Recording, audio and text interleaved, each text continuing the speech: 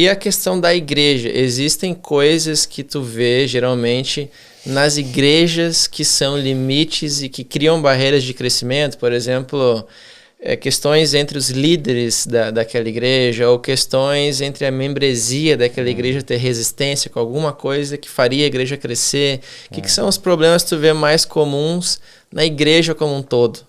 Cara, geralmente eles vêm a pedir ajuda, né? Surge essa necessidade de ajuda, porque eles identificam esses problemas mais aparentes. Então, na cabeça, às vezes, do pastor ali, ele está enxergando o quê?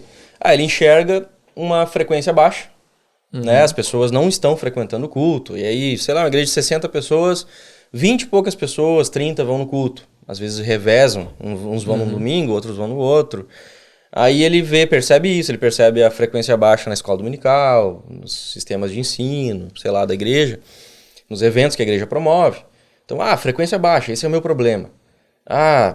Sei lá, faz tempo que eu não batizo pessoas. E aí ele está enxergando isso, realmente são problemas. Finanças, né, não está entrando dinheiro, então, isso é um problema, as pessoas não contribuem. Falta de engajamento, sei lá, de trabalhar nos ministérios ali, de ajudar, de servir. Então, a gente tem 60 pessoas, 15 só trabalham. E são os mesmos que trabalham em tudo. Geralmente essa fala assim, são os mesmos que fazem. E aí tem 40 pessoas que não fazem nada e não se mexem. Então a fala é sempre assim. Nesse sentido de reclamar das coisas aparentes, assim. A gente tinha que fazer isso, melhorar isso na estrutura, melhorar isso na igreja, melhorar isso ali. Mas falta dinheiro. Sempre falta esse tipo de coisa. Então, o que eles enxergam é isso. É o que está aparente ali, são as coisas mais latentes. Aí eu faço com eles um trabalho de tentar enxergar, isso é importante, enxergar isso. Mas vamos tentar enxergar, cara, o que leva a isso, que é a tua pergunta, que são as barreiras de verdade, as reais, né? Então, a falta de dinheiro é um problema, mas não é a barreira em si. A barreira é um sintoma, mais do que o efeito, né? Exatamente. Então, eles enxergam muito bem os sintomas, mas não a causa. E aí, a gente tenta trabalhar com eles isso, financeiro. Beleza. A gente tem que entender que as pessoas, elas colocam dinheiro onde elas acreditam que esse dinheiro vai ter um resultado. Onde elas acreditam que esse dinheiro vai ser para um projeto X, né? Vai chegar em algum lugar. Então, como que tu tá passando para as pessoas isso? Tá trabalhando com elas essa visão? A gente vai o problema da avareza, sei lá. O problema das pessoas não terem uma visão de realmente tô dentro, né, dessa visão da igreja. Às vezes falta visão, não uma visão definida, clara para a igreja. Falta generosidade das pessoas. A gente percebe as pessoas muito presas, às vezes, ao passado. Então, tu pega uma igreja lá que as pessoas são antigas lá e não renova, não tem visitante. E aí tu percebe assim que é por quê? Porque as pessoas, elas estão falando ainda das vitórias lá de 20, 30 anos atrás. As conversas delas são essas. Saudosismo. Saudosismo, uma tradição, apego, uma tradição. Essa igreja já foi grande. Eu lembro daquela época em que a escola dominical estava cheia de pessoas. Um monte de gente ali todo domingo. E fica falando esse discurso e tal, mas não resolve, não pensa em soluções. E a pessoa nova que vai chegar ali, às vezes, de paraquedas, ela vai ficar ouvindo isso. Para ela não faz sentido nenhum. Então, esse apego ao passado prejudica muito, né, as igrejas, principalmente as igrejas com mais tempo de vida, assim. Outra coisa são os caciques da igreja. Muita igreja tem os caras que, sei lá, às vezes é um cara influente que botou o primeiro tijolo e eu que organizei essa igreja aqui para construir e tal. E eu que mando aqui. E aí o pastor, ele tem que ficar pianinho, né? Então, às vezes é um pastor novo que chegou e tal, trocou pastor.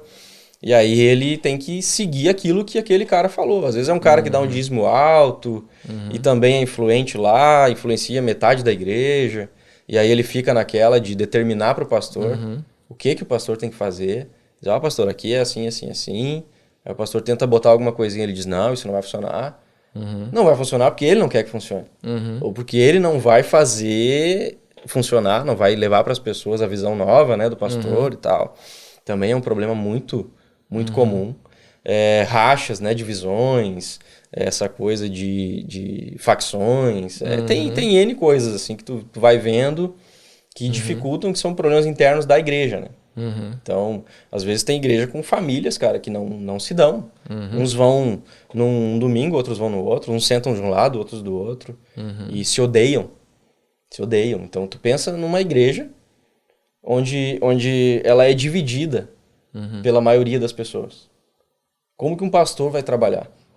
E aí fica aquela coisa, o pastor ele faz propõe algo, e aí o pessoal da esquerda gostou. O pessoal da direita, não. Até às vezes até gostou, mas vai dizer que não só porque o outro pessoal gostou. E isso, assim, cara, é uma das coisas que atrapalha demais. Atrapalha demais o andamento de uma igreja, atrapalha demais a qualquer visão nova, qualquer revitalização da igreja, qualquer projeto de crescimento. É uma coisa que estraga, que estraga. É bem complicado mesmo. E tu tá lidando com pessoas, tu tá lidando com a percepção de mundo das pessoas, tu tá lidando com o pecado das pessoas. E às vezes a pessoa aprendeu aquilo lá com outro pastor dela, e aquilo está internalizado nela já, e é um processo que tu precisa às vezes ter paciência com ela, e aí devagarzinho levando, entendendo, explicando 50 vezes a mesma coisa, e aí às vezes tu consegue ganhar os dois lados. Então esses são problemas comuns, até tem um comentário para fazer sobre isso, eu só vou ajeitar aqui o microfone um pouquinho melhor. Mas eu já participei de uma igreja em que teve exatamente isso. Tinha facções dentro, uma igreja congregacional. Então, tudo tinha que votar para decidir.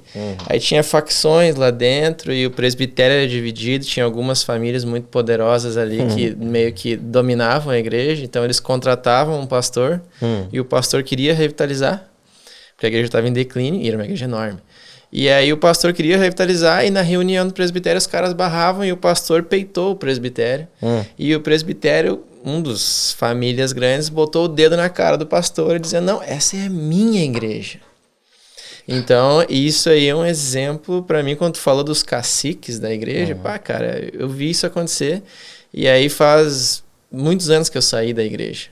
Então, hoje, quando eu saí da igreja, ela tinha quase, 1.000 membros. E a nossa igreja que a gente veio para cá tinha 40. Hoje a gente está chegando nos 400 e os caras diminuíram para quase 400 também.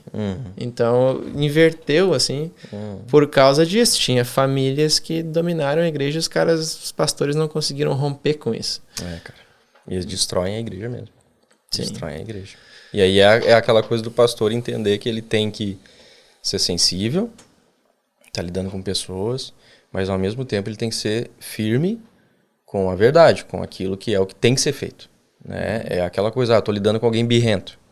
Eu não vou ceder e fazer tudo o que ele quer. Mas eu preciso ter amor, eu preciso explicar com amor, eu preciso não dar resposta às vezes rude, do jeito que ele me fala rude, critica. Então essa coisa de ter paciência, de explicar, de entender, de descer ao nível da pessoa e conversar com ela.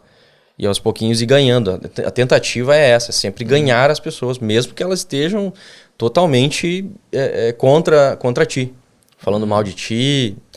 A ideia é essa, cara. Eu não posso responder a pessoa com a mesma postura dela. Eu tenho que manter a minha postura de líder da igreja, pastor da igreja, e pastorear essa pessoa. Então, pastorear as pessoas fáceis é bom. Pastorear as difíceis dá mais trabalho.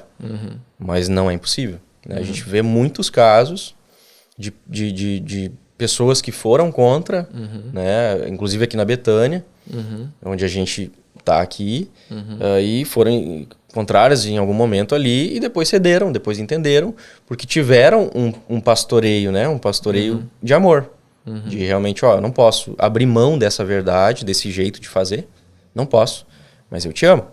Só que eu preciso fazer isso aqui por mais que tu não goste. Então, por mais que tu tenha muito mais tempo de igreja que nós, por mais que tu esteja aqui lá e comprou o primeiro tijolo da igreja, enfim. Mas o jeito certo de fazer é esse aqui. Não sou, às vezes, eu que estou falando, é a Bíblia que está falando. Então a gente tem que também levar a pessoa, fazer uma volta com ela e tentar fazer ela entender que não é um gosto pessoal ali que está em jogo, né? É realmente alcançar pessoas e precisa de um sistema, uma estratégia para isso. E tu vai explicar para ela o porquê dar as razões, né? Não dizer simplesmente, não, isso aqui vai ser assim agora porque eu quero. Tem pastor que faz isso. Às vezes entra na briga ali, né? Tipo, não, vai ser do meu jeito agora. Tu quer, sai da igreja. Autoritário. De um jeito autoritário que responde do mesmo jeito pra pessoa, né? Às vezes o cara é meio sanguíneo ali, ele se estoura. Perdeu a pessoa. Perdeu. Às vezes perdeu até mais gente porque o cara falou, o pastor foi estúpido comigo. E já leva mais umas 15, 20 pessoas junto com ele e racha na igreja. Então, ter essa sabedoria, ter essa paciência de entender a pessoa, de tentar explicar para ela, de tentar ganhar ela, às vezes é uma coisa difícil que a gente encontra também nos pastores, mas que a gente sempre tenta levar eles a isso. Ó, esse cara, ele tá hoje te prejudicando, hoje ele tá te fazendo esse tipo de coisa, né, que não te deixa dormir direito, que te causa essa impaciência, mas esse cara pode se tornar o teu braço direito. E esse cara pode dar uma volta e virar teu melhor amigo, virar o teu maior apoiador. Tudo pode acontecer. Né? Então, investir nas pessoas 100%, cara. Independente de quem ela é, de como ela te trata, com paciência.